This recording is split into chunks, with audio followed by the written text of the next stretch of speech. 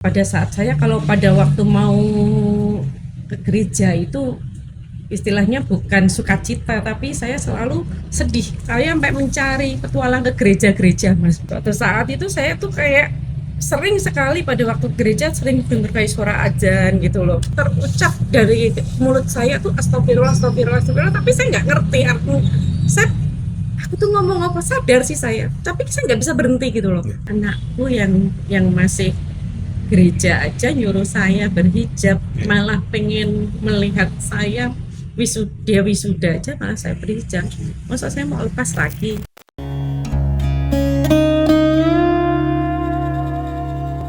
Oke, Assalamualaikum warahmatullahi wabarakatuh. Alhamdulillah, sahabat wakaf. Kali ini kami sedang berada di Semarang dan kali ini kami sedang berada di kediaman Bu Rini, ya Bu. Nanti mungkin Ibu bisa memperkenalkan nama dan agama sebelum yang dianutnya apa. Monggo, Ibu bisa perkenalkan namanya. Terima kasih. Assalamualaikum warahmatullahi wabarakatuh. Eh, Nama saya Adria Rini Saptawati. Tapi biasa saya memperkenalkan diri lebih lebih terkenal namanya Rini Kairo. Kairo itu dari bapak saya. Eh, Sebelumnya saya itu agama yang saya anut itu dulu awal Katolik. Sebenarnya kalau di Katolik kan tidak ada perpisahan ya, tidak ada perceraian. Tapi kenyataannya secara manusia kami pisah secara cerai. Pada saat saya kalau pada waktu mau ke gereja itu istilahnya bukan sukacita, tapi saya selalu sedih kalau pulang dari gereja, teringat pada waktu nikah, teringat pada baptis anak-anak, kita 3 anak saya udah baptis semua. Terus saya sampai mencari petualang ke gereja-gereja, Mas. Mencari ke gereja-gereja, akhirnya saya pindah ke Kristen. Dari Katolik karena saya merasa teringat masa-masa pernikahan, masa-masa baptis, saya pindah ke Kristen. Dan pada saat di Kristen itulah Eee, saya lebih memperdalam ya kalau di Kristen mungkin secara kitab, secara ini lebih dalam daripada di Katolik. Tapi saya tidak tahu, mungkin karena memang ini sudah jalan Allah ya, hidayah gitu. Suatu saat itu saya tuh kayak sering sekali pada waktu gereja sering dengar kayak suara azan gitu loh. Tapi saya tuh selalu menepis, saya menepis, "Apaan sih, apaan sih?" Dan jam gereja itu kan bukan jam yang bukan jam sholat gitu Iya, ya. iya. Jam-jam 9, jam 8 itu kan bukan jam sholat. Saya selalu menepis ya, dan saya menyangkal lah istilahnya, apa sih gitu. Tapi pada satu saat, saya yang tidak dia itu kuasa Allah, jadi saya itu, ini sekalian cerita ya Iya, iya, perjalanan iya, saya iya, ya, iya, Bu. saya itu sakit gigi, tapi gigi bukan yang lubang begini, tapi taring, gigi taring Oh, saya iya, yang di iya. depan ini tuh, mungkin karena emailnya sudah jadi di luar kena kesenggol sini aja tuh sakitnya luar biasa. Sampai dicenut-cenut saya setiap mau tidur tuh sering, pakai doping, obat pusing ya gitu, supaya bisa tidur karena cepet-cepetnya itu sudah sampai di ini. Suatu saat saya udah mulai mengurangi untuk apa, obat-obat supaya bisa tidur. Iya. Ya hanya sekedar obat pusing, obat flu sih, cuman untuk, bisa tidur aja, menghilangkan rasa sakit gigi aja. Terus saya nggak tahu pada waktu mau tidur, saya tidurnya kan sama anak saya paling kecil ya, cewek kan, eee, AC-nya tuh gede banget gitu. Saya gini, "Wah ini AC saya matiin pasti anak saya bangun." Tapi kalau nggak saya matiin saya gigi saya semakin cekat. Saya itu selimut bed cover yang tebel itu saya pakai sampai selimut sampai di kepala, tiba-tiba kok saya tuh waktu, apa, nutup di kepala itu saya terucap dari mulut saya tuh astagfirullah, astagfirullah, astagfirullah, tapi saya nggak ngerti artinya. Saya aku tuh ngomong apa sadar sih saya, tapi saya nggak bisa berhenti gitu loh. Iya. Kok saya nggak bisa berhenti? Saya sampai saya tertidur. Sampai saya tertidur pulas, terus pagi-pagi saya bangun. Saya kalau bangun biasa bikin sarapan karena yang kecil itu masih SMK waktu itu. Saya bikin sarapan, tapi saya merasa kok kepala saya enak gitu ya. Saya masak, udah masak aja ini, terus saya sajikan anak saya sarapan, saya gantian mandi karena harus nganter sekolah. Nah, saya cuman gini-gini, enak banget gitu loh, enteng gitu. Nah, saat mandi itu Tiba-tiba kan saya biasanya kalau gosok gigi itu, wah harus hati-hati yang di sini. Saya, kok nggak sakit ya? Sampai akhirnya tak gini-giniin Mas, kok nggak sakit? Saya ubel-ubelan anduk keluar, saya ambil air dispenser, air es. Biasanya kan nggak bisa. Saya tuh bingung, loh kok sembuh ya? Saya cuman gitu aja, kok sembuh ya? Terus saya mandi, udah saya terusin mandi, saya mandi pakai shower. Pada waktu sore itu tiba-tiba kok nggak ngerti dalam kondisi mandi itu saya, ya karena merasakan ini sembuh ya, tiba-tiba saya bilang subhanallah, saya tuh bingung, aku tuh ngomong apa? Saya sadar ngomong, tapi saya nggak ngerti gitu loh, tiba-tiba muncul subhanallah, subhanallah gitu. Saya bingung, saya keluar, udah selesai mandi, saya keluar. Dalam saya nganter anak saya tuh, saya naik motor tuh sambil mikir, oh iya aku tuh ngomong kayak gitu artinya opo ya saya gitu.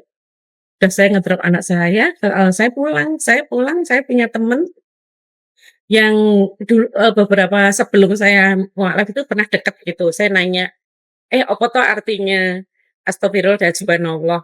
Oh, tulisanku bener apa ora ya? Bener kok Rin tulisanmu gitu. Terus dia ngejelasin gitu. Ya, gitu.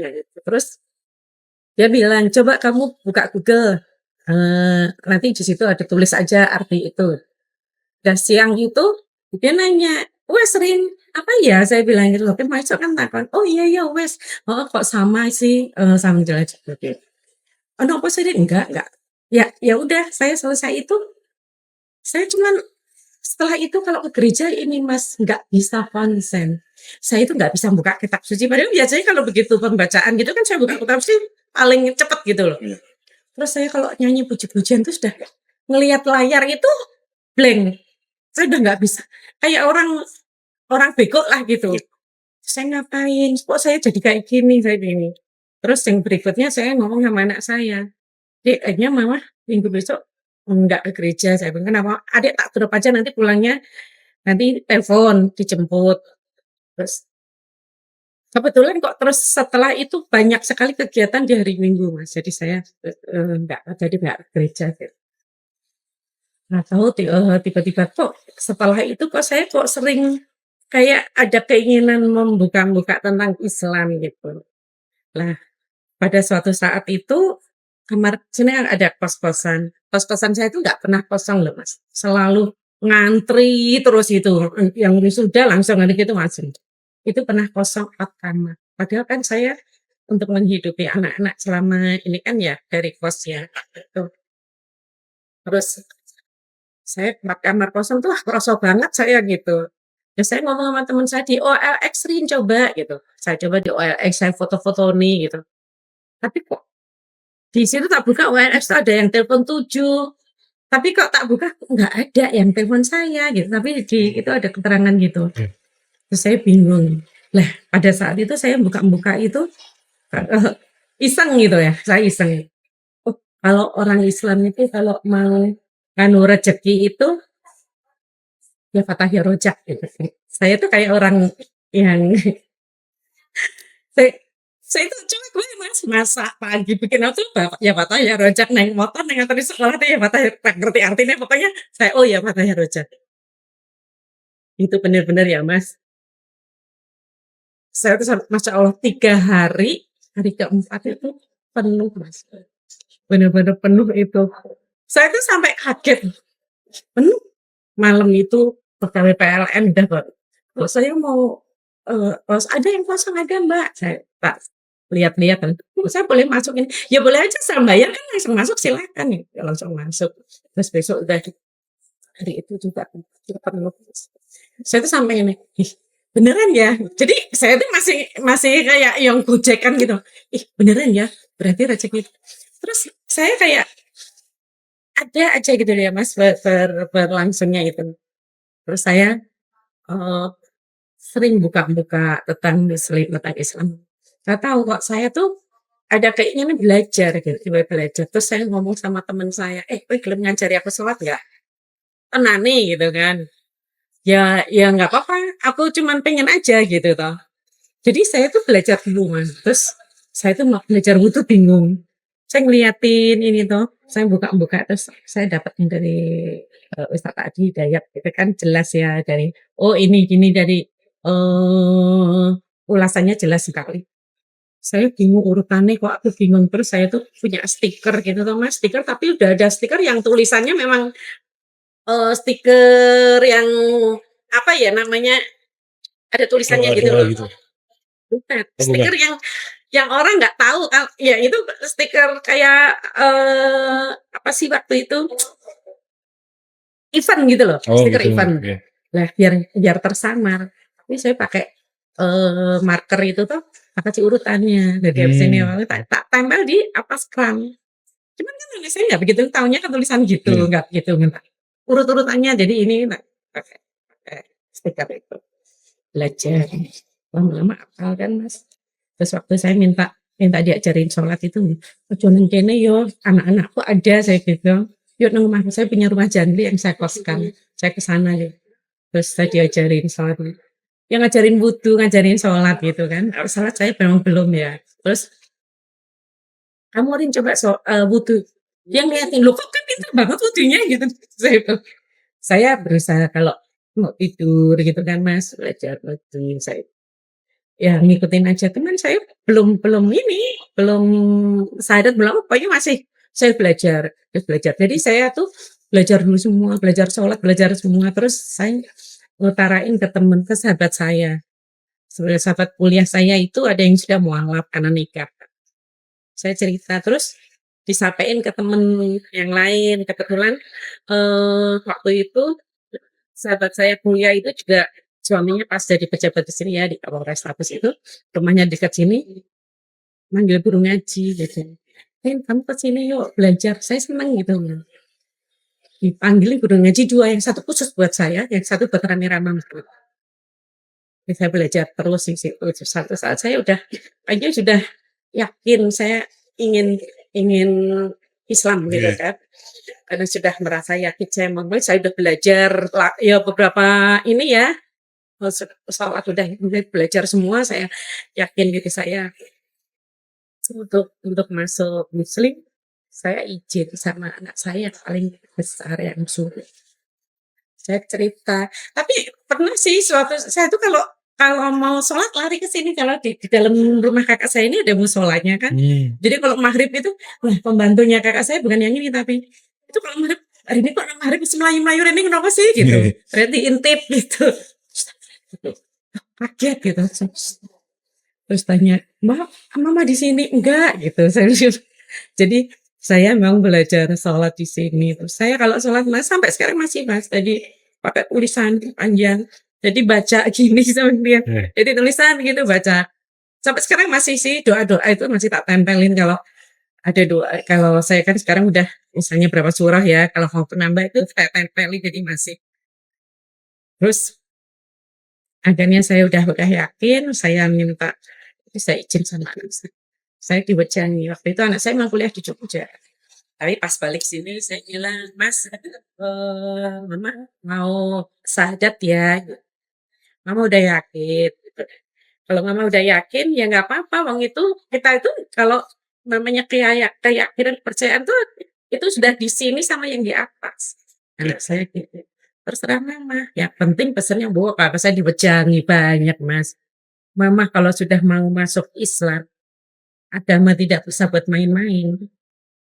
Nggak boleh bolak-balik gitu. Kalau mama udah konsen ke Islam, yakin ke Islam, jalanin sholat 5 waktu, jangan bolong-bolong. Oh, saya banyak banget. Nggak boleh sholat bolong-bolong, harus 5 waktu. Lambat laun mama harus berhijab. Ya nggak sah ke susu, pokoknya mama harus segera berhijab. Tapi pakai hijab yang bener gitu kan. Nggak yang kaos ketat-ketat tak sobek nanti. Bener tuh anak saya sampai ngomong kayak gitu. Mama tuh puasa gitu, macam-macam gitu, jangannya gitu. Saya insya Allah siap saya gitu. Masih ada waktu 1 malam mah gitu. Kalau malam ini mama yakin, mama memang mau memeluk Islam, silakan besok pagi mama berangkat. Saya nggak bisa nganterin, toh saya nggak bisa masuk juga, kata saya gitu. Silahkan mama jalan. Tapi kalau malam ini perubahan mama, ya nggak apa-apa. Itu sudah urusannya mama sama yang di atas. Gitu. Itu pribadi. Gitu.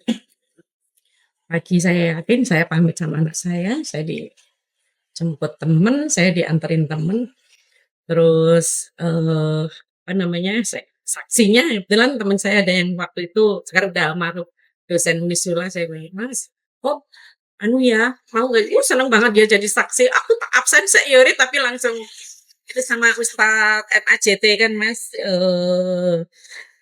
tapi di rumahnya waktu itu Pak Ajat itu. Saya di rumahnya, saya udah syahadat selesai dan anehnya itu saya, berhijab itu malah saya yang nyuruh anak saya. Itu waktu mau wisuda Mas. Anak yang pertama. Anak yang pertama itu yang mejangi saya itu, "Mama, besok wisuda mama berhijab enggak?" "Jorok lah, ngapain?" Saya bilang gitu.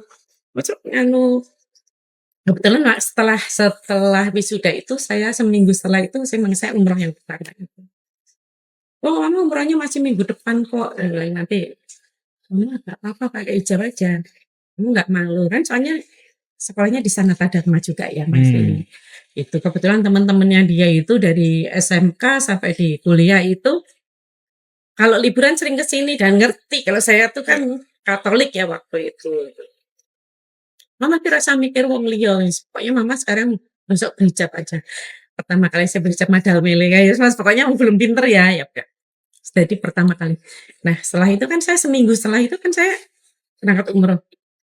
Saya tuh mikir, anakku yang masih gereja aja nyuruh saya berhijab, Ya. malah pengen melihat saya dia wisuda aja malah saya berhijab.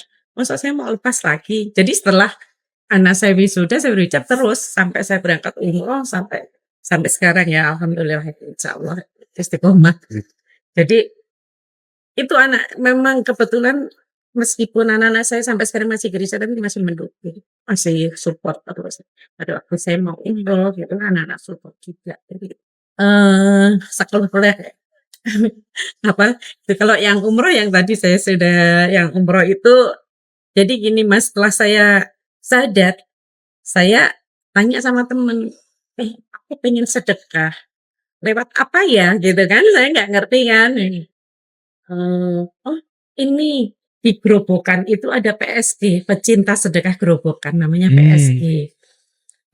Ini tak kasih nomor rekeningnya sama tak kasih nomor teleponnya gitu kan. Ya udah sini saya transfer setiap Rabu atau Kamis gitu saya transfer. Terus suatu saat itu bilang, "Mbak, mbok ojo duwite wae sing teko, sekali-kali ikut bagi." Bagi jam berapa ya Mas? Jam 9.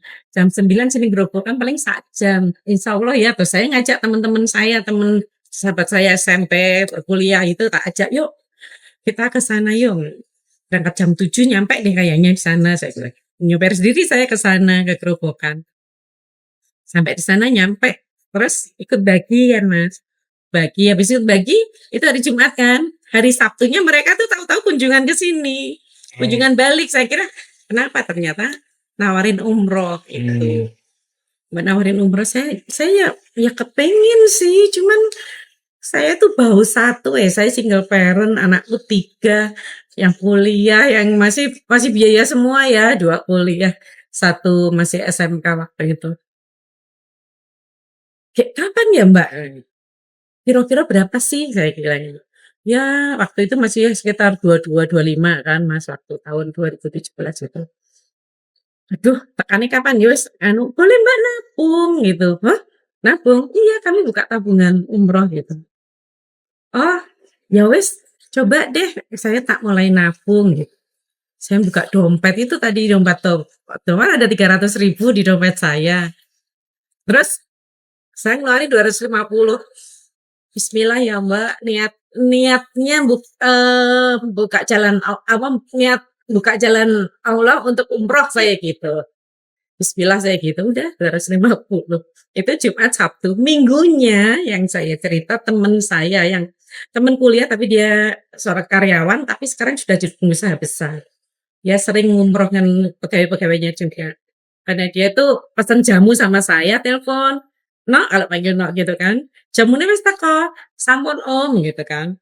"Tak jikuk yo, aku ki sisan bareng ngeterke anakku saka Srondol kan anaknya kuliah di UNS." "Nggih Om," gitu. Terus ngambil jamu itu saya ya cerita, Om ternyata umroh itu bisa nabung loh," saya tuh gitu. Dia ngeliatin saya, kan pengen umroh no, ya pengen sih om, tapi yang kayak kapan ya saya bilang. Terus cerita aku pengen om nabung dong atas kerja dengan lugunya saya cerita itu ya nggak punya maksud apa-apa gitu. Dia ngeliatin terus ini tak bantu 10 juta ya. Saya kan kaget. 10 juta kan nggak sedikit Iya. ya. 10 juta saya bilang gitu. Jo gocek om saya bilang. Goceknya helm hijau itu loh dia bilang gitu. Saya bilang saya cuman ya nggak ngene. Ya udah dia terus pulang habis ngambil jamu pulang. Saya lewat lah, saya lupa nggak ini banget ya namanya orang kan saya pikir hari Rabu, Selasa Rabu itu telepon ternyata. Oh, di nomor rekeningnya, rekening apa? Saya bilang, lah pengen cari pengen umrah, pengen biro apa? Ini tenang ya, cepet ya aku bang. Saya kasih nomor rekening, nggak ada 5 menit tuh. Saya dapat SMS itu tabungan umrah Anda nambah 10 juta ya Allah. Saya itu sujud nangis, saya benar-benar sujud nangis ya Allah, saya bilang gitu. Saya ini beneran ini saya bilang gitu. Berarti kan saya masih kurang separuh ya, tinggal separuh lah istilahnya gitu. Berarti kan semakin cepat gitu ya. Saya itu sujud nangis ya kalau saya. Terus setelah itu kebetulan kakak saya yang di Jakarta itu mertuanya meninggal, rumahnya di Boja. Saya jemput di bandara gitu kan. Saya jemput di bandara. Terus tengoknya kakak saya itu yang suaminya kakak saya itu udah lewat depan saya wira-wiri, tapi kan dia nggak ngira saya berhijab ya, udah berhijab kan. Wira-wiri akhirnya tak tepuk mas, saya bilang gitu. Dia kaget dong lihat saya berhijab. Saya tanya, mbak kemana? Lagi di toilet gitu. Tapi karena kakak saya bilang dari polisi protokoler dari Polda protokoler kakak saya udah sama itu, tapi yang kakak perempuan saya bareng saya kan gitu. Saya tuh ngeliatin, sopo tuh kayak posok polwan, kok nganggo hijab, dia bingung banget lihat saya begitu dekat. Ya, saya cuma duting gini sampai ngeliatin sampai atas bawah. Kok gitu kan taunya saya masih gereja gitu Iya. kan. Terus sama itu temennya itu yang pengusaha itu gitu, kok gitu kan. "Oh, mbak ini kok gitu, kok aja gitu nggak bisa. Terus saya bisikin, udah mualaf ya. Waktu ayo cerita-cerita masuklah ke mobil perjalanan dari bandara sampai di Boja itu. Saya cerita, kakak saya karena sebelahnya itu ibu Kapolda cuman antara dengarkan sama gitu. Tapi kupingnya sambil dengerin saya ternyata gitu. Terus sampai di sana yaitu mau ngajak umroh saya dibarengkan sama namanya Fasa waktu itu umur 9 tahun itu anak buta tapi habis Quran gitu. Orang Tasikmalaya. Di apa? Diajak umroh gitu. Ngomong lah sama kakak saya nembung gitu kan mau ngajak umroh saya. Terus kakak saya, aku aja yang ngumrohin, mbak aku udah ngomong sama abang sama suaminya gitu kan. Terus kakak saya bilang, aku kayaknya lebih berhak deh begitu adik. Ya itu buat rebutan lah. Saya sampai subhanallah ya Allah aku tuh ini benar-benar dapat yang ini sampai umrah aja rebutan gitu. Terus saya itu KTP kakak saya masih agama lama kan Mas, soalnya kan masih Oh, baru 4 bulan, saya baru 4 bulan saja pas waktu umroh itu ya Bu ya? umrah yang Iya, pertama iya, itu iya. kan di akhir Desember ya saya, 19 Desember, Januari, Februari, Maret, April kan, tanggal 18 April saya umroh itu. Saya loh, Mbak, aku belum ngurusin itu, aku masih KTP sama kakakku masih di Katolik semua, saya bilang gitu. Saya itu nggak mikir kalau waktu itu masih pas ada masalah itu loh dibebukan So, KTP, enggak oh KTP yang KTP. waktu itu kena masalah apa sih itu yang rame-rame itu kan Iya. jadinya KTP-nya sementara ya waktu itu. Tapi tetap berlaku enggak. Terus saya tapi itu kan lama banget Mas Buran. Saya itu sehari jadi ngurus KTP Hmm. itu terus kakak. Pokoknya sama Allah itu diberi kemudahan semua. Terus waktu paspor, ternyata paspor saya udah mati. Saya punya Hmm. paspor saya udah mati, udah lama gitu kan. Terus saya itu udah fotokopi, Pak, syaratnya fotokopi ini saya lihat fotokopi ke sana, nanti aja ke sananya jam 2-an habis istilahnya jam istirahat gitu kan. Saya ke sana jam setengah 2-an ke sana. Uang imigrasi itu kan uangnya kan nggak mau tuh Mas, saya itu pengen itu Mas, ini asli, ini fotokopi, saya nggak tahu yang dipakai yang mana. Dia tuh mau loh Mas ngambilin satu ini terus yang sisanya dikasih ke aku.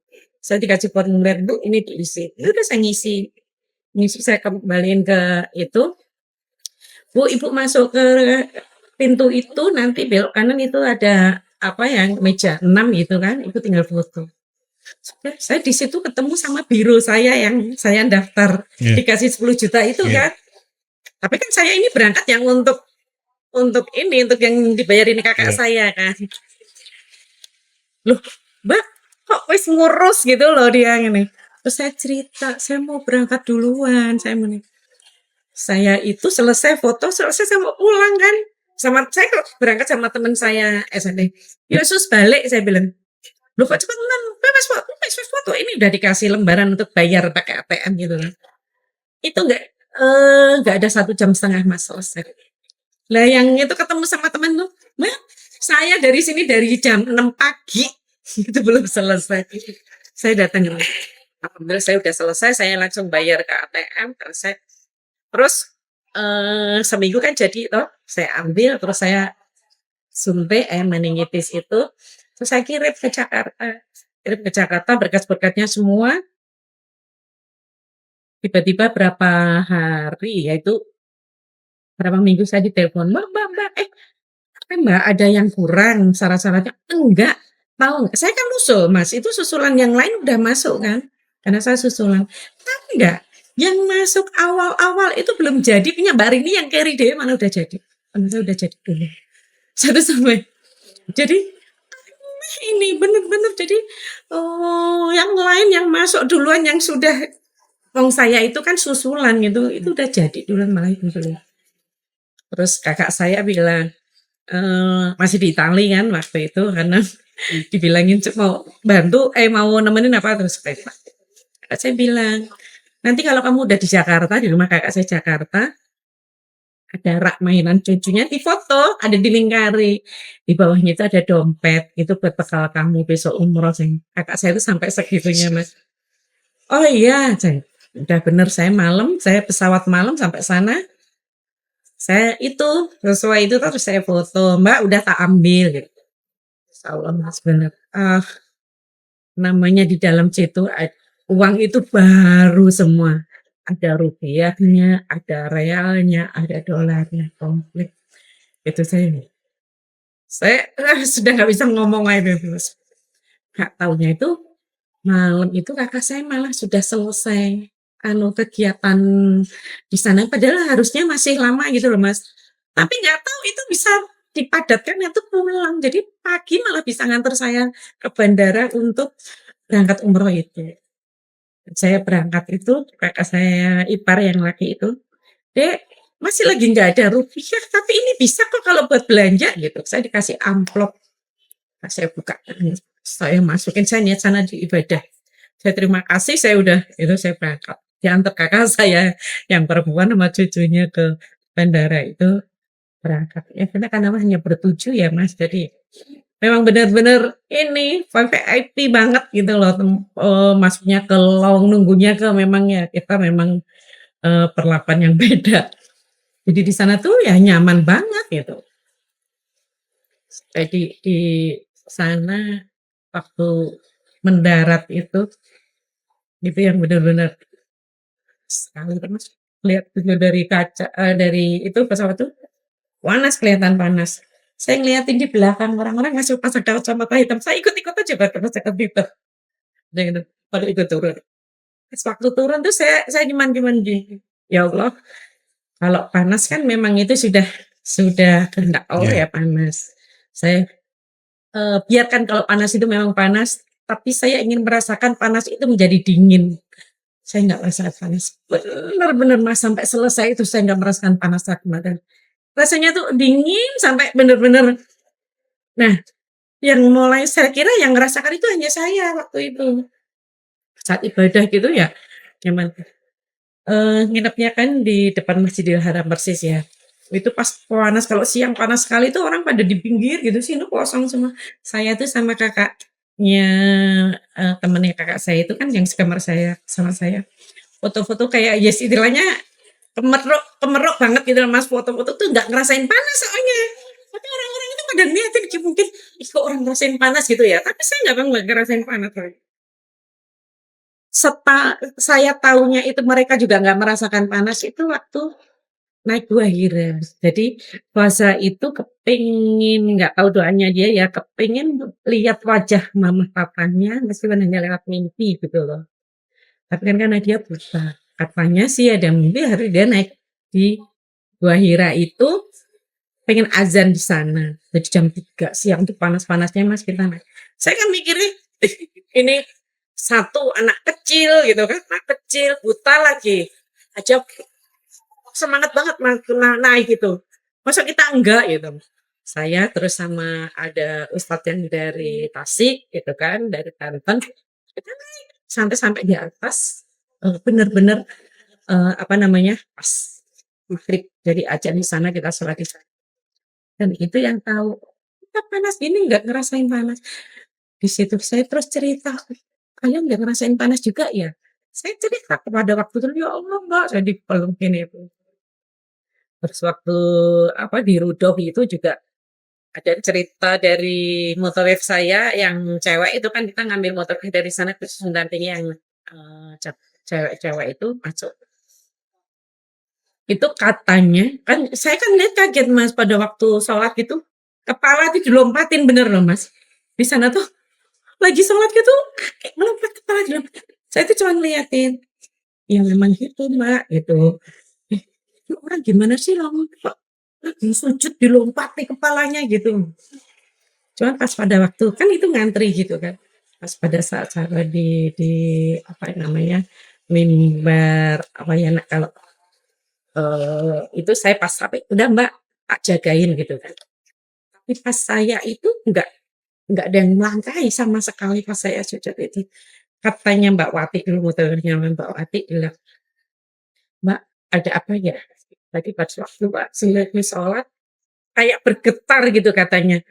Bergetar apa sih saya nggak ngerasain gitu. Terus akhirnya ceritalah sama temennya kakak saya itu. Tadi tuh Mbak Rini terus tahu nggak Mbak Rini itu mualaf baru 4 bulan saya peluk sampai nangis gitu tuh. Insya Allah Mbak, bener saya tuh ngerasain ada getar gitu katanya nih. Saya dipeluk sampai jadi nangis juga waktu itu. Jadi kejadian-kejadian yang ada sesuatu yang memang benar-benar kalau di tanah suci itu apa ya? Yang pertama kali dan saya sholat aja baru 1 surat, mau 2 rakaat, 4 rakaat itu baru kulhu aja. Apalnya aja baru kulhu aja. Tapi herannya saya itu Al-Fatihah itu langsung hafal. Sama ayat kursi itu langsung hafal, padahal yang panjang-panjang ya itu. Tapi surah itu hanya kulhu tok. Itu masih jadi itu di yang pertama, terus akhirnya kalau yang kedua itu 6 bulan setelah saya umroh pertama, itu saya ada rezeki kan. Saya tuh cuma ngomong, ayo teman saya kuliah, sahabat gitu, yuk Ki umroh. Terus yuk umroh bareng. Terus teman saya yang SMP itu ngajak kakaknya juga, jadi kita pacaran. Ya, jadi saya potong sebentar. Jadi kita flashback ke cerita awal. Jadi ibu itu tertarik dengan Islam malah justru dari ini ya Bu, dari sakit gigi awalnya ya. Sakit gigi. Nah ibu itu ketika baca istighfar dan yang lainnya itu sebelumnya ibu udah tahu Bu? Nggak tahu. Belum tahu ya. Jadi Belum. artinya apa Nggak itu ngerti, belum tahu. nggak tahu, nggak pernah ngucapin juga. Oke. Nggak pernah ngucapin. Dan juga. itu ibu mualaf tahun berapa Bu? Syahadat itu? Kalau saya Sahadat ya, Sahadat tuh 19 Desember 2016. 2016. Nah itu setelah ibu memutuskan untuk masuk ke Islam, bagaimana respon keluarga dari anak atau saudara-saudara? Kalau anak sih nggak ada masalah, anak yang tadi saya izin itu nggak ada masalah. Kalau saudara kebetulan kan saya itu 7 bersaudara, ceweknya 4. Cewek 4 tuh yang paling besar masih Katolik. Jadi memang keluarga Katolik ya sampai anak-anaknya. 2 kakak saya yang perempuan ini udah mualaf karena menikah. Jadi ya mendukung lah itu. Cuman kaget aja. Setaunya teman-teman saya tuh biasanya orang kalau mualaf ya menikah kan. Dan dia bilang, "Ke menikah ya?" Taunya tuh saya mualaf mau menikah. Kakak saya juga gitu. Apa kamu ada orang itu yang mau ini?" Enggak ada siapa-siapa, saya memang ya mungkin itu namanya hidayah, yang hidayah itu ya seperti itu, bisa juga lewat dari sakit gigi, ada pernah saya cerita ada yang dari apa itu, sendal apa-apa itu saya pernah baca apa, melihat YouTube itu juga. Memang Allah itu, apa ya istilahnya, memberi hidayah. Kalau hidayah itu kan dari mana saja Dari sih. ya dan itu setelah itu, anak-anak sekarang masih Anak-anak sih masih gereja ya, mungkin karena dia udah dewasa ya, Mas. Jadi saya ini kuliahnya juga kebetulan di tempat sekolah Katolik di Unika, di Sanata Dharma gitu kan. Yang kecil ini yang agak shock waktu itu, karena dia kan dari kecil, ya masih kecil. satu tidak ada bapaknya, kedua ya ke gereja mesti berdua terus. Kalau yang ini kan udah gede-gede, Iya. laki-laki biasanya udah ke gereja sendiri. Kalau yang ini kan emang dari bener-bener tak gandeng terus, Mas. Gak shock waktu itu. Terus tapi anak saya yang gede ini udah mah nanti adik yang ngomongin aku gitu. Jadi kakaknya, dua kakak laki-laki ini itu adik nanti yang ngurusin aku. Agak shock memang. Jadi terus jadi agak pendiam agak ini teman. Saya tidak merubah apa yang saya keseharian anak saya itu tetap kalau ke gereja ya saya antar dulu gitu karena kakak-kakaknya kan nggak kuliahnya di ini ya. Saya gereja ke antar tak jemput. Saya tetap menghargai mereka juga gitu. Karena mereka itu bisa lapang dada istilahnya mempersilahkan temannya untuk ini. Tapi Bu Rini ini saat masih Katolik itu, yang aktif banget di gereja Ya, atau saya dulu dari SMP itu ada yang namanya Legio Maria. Jadi itu memang kegiatan remaja yang untuk mengunjungi orang-orang sakit gitu ya, Mas. Terus ya saya ikut tim paduan suara, ikut tim aktif saya. Saya aktif. Jadi mudika kalau istilahnya kalau dulu untuk remaja Katolik itu namanya mudika kan. Itu mudika Katolik itu aktif sekali saya dulu. terus ketika Ibu sudah memutuskan untuk mualaf, udah masuk Islam, menurut Ibu ada nggak perbedaan di agama sebelumnya dengan Islam ini apa yang Ibu rasakan, apa perbedaan yang Ada sih Mas, kalau dulu di Katolik ya, Katolik Kristen ya saya kalau buka kitab itu ya sekedar hanya baca tapi kayaknya tidak memperdalam sekali ya. Kalau di Islam itu saya Al-Quran juga belum memperdalam sekali. Cuman pas waktu itu kayak ini ya Mas, apa ya? Kalau anak itu istilahnya menghormati orang tua gitu ya. Jadi ternyata bener-bener rinci banget gitu ya Mas, rinci banget. Jadi ternyata kalau anak bilang, "Ah," gitu aja, nyata itu ya, sebenarnya dosa gitu kan. Ya taunya di situ. Jadi saat ini pun saya sering ngomong kan, jadi pada waktu kita makan bersama atau kita lagi ngomong apa sama anak saya sering ngomong, misalnya dia contoh gitu, temennya ya, temennya lagi anu sama ya bener temen gereja juga gitu, lagi nggak baik sama orang tuanya, sampai pergi, sampai ini, itu saya bilang, "Kalau di muslim itu dosa," kata saya bilang gitu. akhlak ya, akhlaknya Iya, benar-benar ini. saya jadi, setiap kamu misalnya ada orang ngomong, "Oh gitu, kamu nada keras buat itu kalau di muslim udah dosa." Saya juga udah kebetulan saya punya anak perempuan, saya bilang, "Kalau masih sebagai anak, itu surgamu ada di ibu," saya bilang. "Nanti kalau, adek nikah misalnya dapat orang muslim, surganya udah di suami," saya bilang gitu. "Berarti mama ya enggak, tetap menghormatin mama, tapi kamu sudah surganya di suami." Saya jadi sudah mulai sedikit-sedikit ini ya, Mas, itu. Tapi kalau anak saya yang nomor 2 itu memang dari kecil suka belajar, apa ya, suka membaca.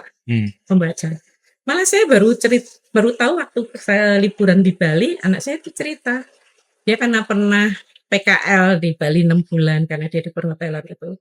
Dia cerita, "Agama itu semua udah tak pelajarin semua," dia bilang gitu.